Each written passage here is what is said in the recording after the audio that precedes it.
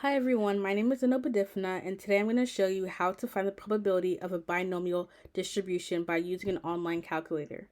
The sample question I'm going to be using are not my own, but from Khan Academy. But before we jump into the solving probability problems, we're going to review what a binomial probability is and what the values that we need to solve the probability mean.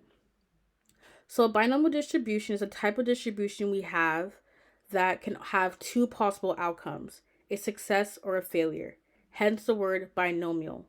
Within this probability, there are certain variables that are used to find the binomial distribution probabilities. Those are P, N, and X. N represents the number of trials in a binomial experiment.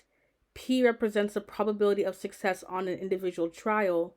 And lastly, X represents the number of success that results from the binomial experiment.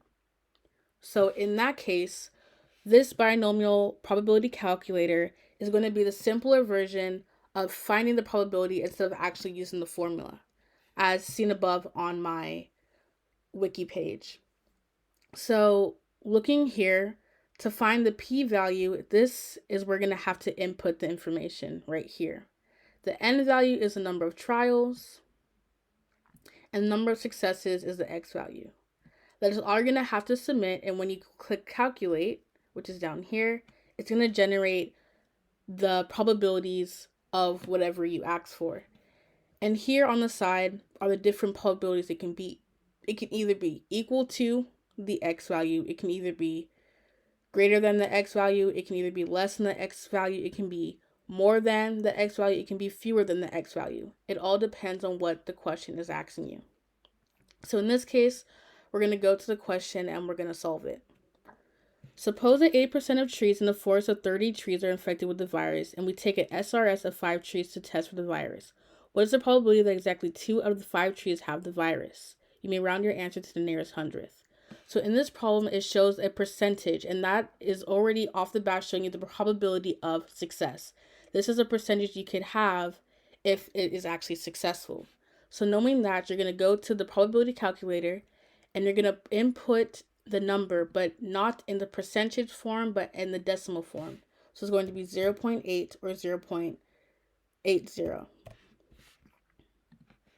Next, you're going to be looking for the n value. How many trials is this experiment? In this case, we're only looking at 5 trees, so that is the maximum that we're looking at. No less, no greater, so it's just 5. So we're going to input number of trials, 5.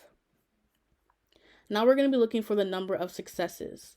In this case, out of the 5 trees, we want to know how much the probability of just 2. So that is the number of successes we're looking at in this equation or in this problem. So we're going to input in the calculator 2. So once you click calculate, as I said, it's going to generate the answers depending on which probability you're looking for.